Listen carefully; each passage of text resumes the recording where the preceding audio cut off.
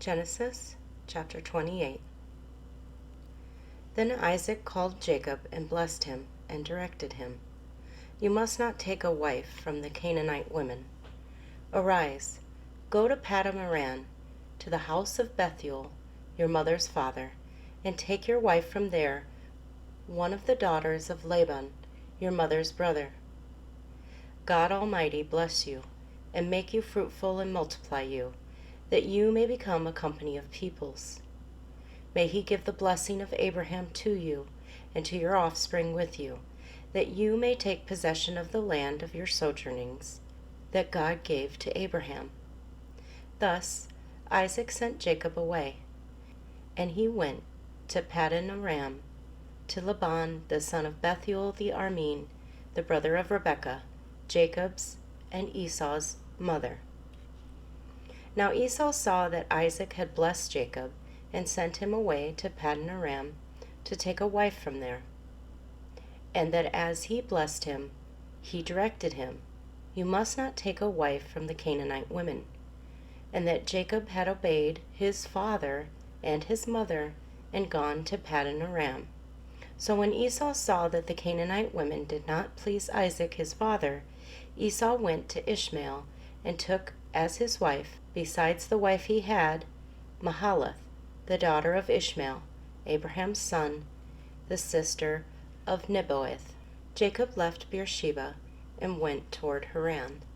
And he came to a certain place and stayed there that night, because the sun had set.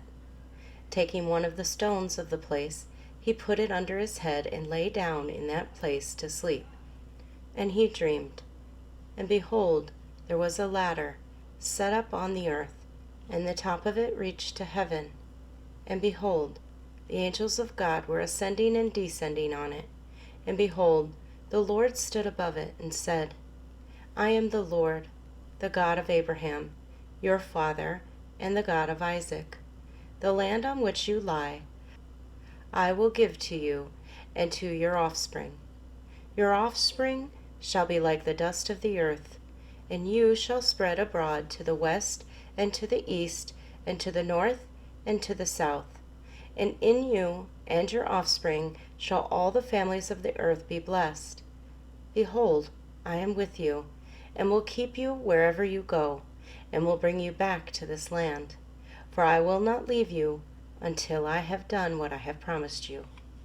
Then Jacob awoke from his sleep and said, "Surely the Lord is in this place, and I did not know it." And he was afraid and said, "How awesome is this place! This is none other than the house of God, and this is the gate of heaven."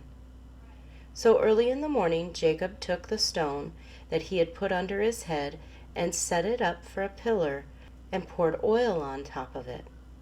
He called the name of that place Bethel, but the name of the city was Luz at first.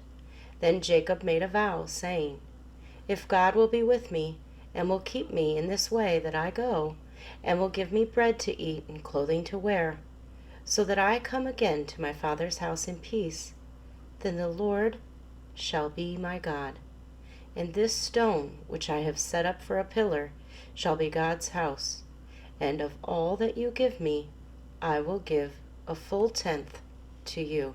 Genesis chapter 29. Then Jacob went on his journey and came to the land of the people of the east.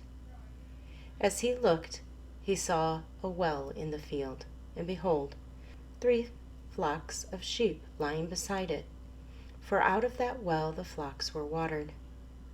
The stone on the well's mouth was large, and when all the flocks were gathered there, the shepherds would roll the stone from the mouth of the well and water the sheep, and put the stone back in its place over the mouth of the well.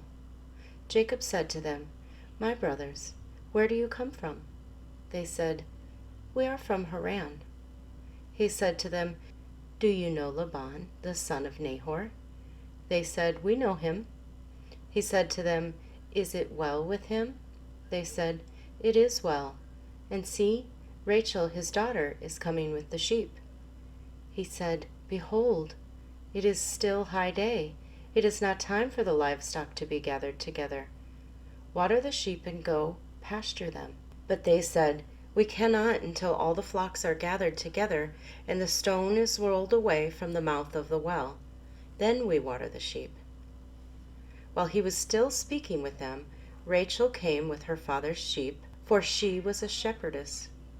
Now as soon as Jacob and Rachel saw the daughter of Laban his mother's brother, and the sheep of Laban his mother's brother, Jacob came near and rolled the stone from the well's mouth, and watered the flock of Laban his mother's brother. Then Jacob kissed Rachel and wept aloud.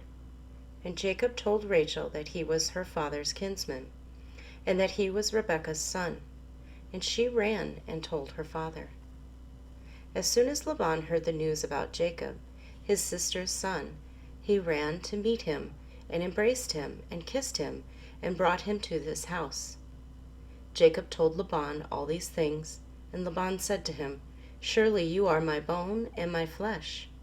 And he stayed with him a month. Then Laban said to Jacob, "Because you are my kinsman, should you therefore serve me for nothing? Tell me, what shall your wages be?" Now Laban had 2 daughters. The name of the older was Leah, and the name of the younger was Rachel. Leah's eyes were weak, but Rachel was beautiful in form and appearance. Jacob loved Rachel, and he said, "I will serve you 7 years for your younger daughter Rachel." Laban said, "It is better that I give her to you than that I should give her to any other man. Stay with me." So Jacob served 7 years for Rachel, and they seemed to him but a few days because of the love he had for her. Then Jacob said to Laban, "Give me my wife that I may go into her, for my time is completed." So Laban gathered together all the people of the place and made a feast. But in the evening he took his daughter Leah and brought her to Jacob, and he went into her. Laban gave his female servant Zilpah to his daughter Leah to be her servant. And in the morning, behold, it was Leah. And Jacob said to Laban, "What is this you have done to me? Did I not serve with you for Rachel? Why then have you deceived me?" Laban said, "It is not so done in our country, to give the younger before the firstborn. Complete the week of this one, and we will give you the other also in return for serving me another 7 years." Jacob did so and completed her week.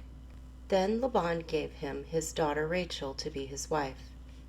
Laban gave his female servant Bilhah to his daughter Rachel to be her servant. So Jacob went in to Rachel also, and he loved Rachel more than Leah, and served Laban for another 7 years. When the Lord saw that Leah was hated, he opened her womb, but Rachel was barren. And Leah conceived and bore a son, and she called his name Reuben. For she said, "Because the Lord has looked upon my affliction, for now my husband will love me." She conceived again and bore a son, and said, "Because the Lord has heard that I am hated, he has given me this son also." And she called his name Simeon. Again she conceived and bore a son, and said, "Now this time my husband will be attached to me, because I have bore him 3 sons. Therefore his name was called Levi. And she conceived again and bore a son, and said, "This time I will praise the Lord." Therefore she called his name Judah. Then she ceased bearing. Genesis chapter 30. When Rachel saw that she bore Jacob no children, she envied her sister. She said to Jacob, "Give me children, or I shall die." Jacob's anger was kindled against Rachel, and he said, "Am I in the place of God? Who has withheld you from the fruit of the womb?"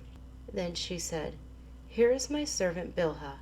Go into her, so that she may give birth on my behalf, that even I may have children through her." So she gave him her servant Bilhah as a wife, and Jacob went into her. And Bilhah conceived and bore Jacob a son. Then Rachel said, "God has judged me, and has also heard my voice, and given me a son." Therefore she called his name Dan. Rachel's servant Bilhah conceived again and bore Jacob a son. Then Rachel said, "With mighty wrestlings I have wrestled with my sister, and have prevailed." so she called his name Naphtali. When Leah saw that she had ceased bearing children, she took her servant Zilpah and gave her to Jacob as a wife. Then Leah's servant Zilpah bore Jacob a son, and Leah said, "Good fortune has come." So she called his name Gad. Leah's servant Zilpah bore Jacob a second son, and he said, "Happy am I, for women have called me happy." So she called his name Asher. In the days of wheat harvest, Reuben went and found mandrakes in the field and brought them to his mother Leah. Then Rachel said to Leah, "Please give me some of your son's mandrakes." But she said to her, "Is it a small matter that you have taken away my husband? Would you take away my son's mandrakes also?" Rachel said, "Then he may lie with you tonight in exchange for your son's mandrakes." When Jacob came from the field in the evening, Leah went out to meet him and said, "You must come in to me, for I have hired you with my son's mandrakes." So he lay with her that night, and God listened to Leah, and she conceived and bore Jacob a fifth son. Leah said, "God has given me my wages because I gave my servant to my husband." So she called his name Issachar. And Leah conceived again, and she bore Jacob a sixth son. Then Leah said, "God has endowed me with a good endowment. Now my husband will honor me, because I have borne him 6 sons." So she called his name Zebulun. Afterward she bore a daughter, and called her name Dinah. Then God remembered Rachel, and God listened to her, and opened her womb. She conceived and bore a son, and said, "God has taken away my reproach." And she called his name Joseph, saying, "May the Lord add to me another son." As soon as Rachel had borne Joseph, Jacob said to Laban, "Send me away, that I may go to my own home and country. Give me my wives and my children, for whom I have served you, that I may go, for you know the service that I have given you." But Laban said to him, "If I have found favor in your sight, I have learned by divination that the Lord has blessed me because of you. Name your wages, and I will give it." Jacob said to him, "You yourself know I have served you, and how your livestock has fared with me. For you had little before I came, and it has increased abundantly, and the Lord has blessed you wherever I turned. But now, when shall I provide for my own household also?" He said, "What shall I give you?" Jacob said, "You shall not give me anything. If you will do this for me, I will again pasture your flock and keep it.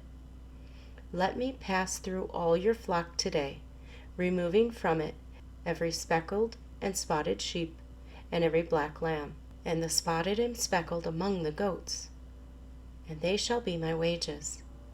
So my honesty will answer for me later, when you come to look into my wages with you. Every one that is not speckled and spotted among the goats, and black among the lambs, if found with me, shall be counted stolen." Laban said, "Good, let it be as you have said." But that day Laban removed the male goats that were striped and spotted, and all the female goats that were speckled and spotted, every one that had white on it, and every lamb that was black, and put them in the charge of his sons. And he set a distance of 3 days' journey between himself and Jacob pastured the rest of Laban's flock. Then Jacob took fresh sticks of poplar and almond and plane trees, and peeled white streaks in them, exposing the white of the sticks. He set the sticks that he had peeled in front of the flocks in the troughs, that is, the watering places, where the flocks came to drink. And since they bred when they came to drink, the flocks bred in front of the sticks, and so the flocks brought forth striped, speckled, and spotted. And Jacob separated the lambs, and set the faces of the flocks towards the striped, and all the black in the flock of Laban. He put his own droves apart, and did not put them with Laban's flocks. Whenever the stronger of the flock were breeding, Jacob would lay the sticks in the troughs before the eyes of the flock, that they might breed among the sticks. But for the feebler of the flock he would not lay them there. So the feebler would be Laban's, and the stronger Jacob's. Thus the man increased greatly and had large flocks, female servants and male servants, and camels and donkeys.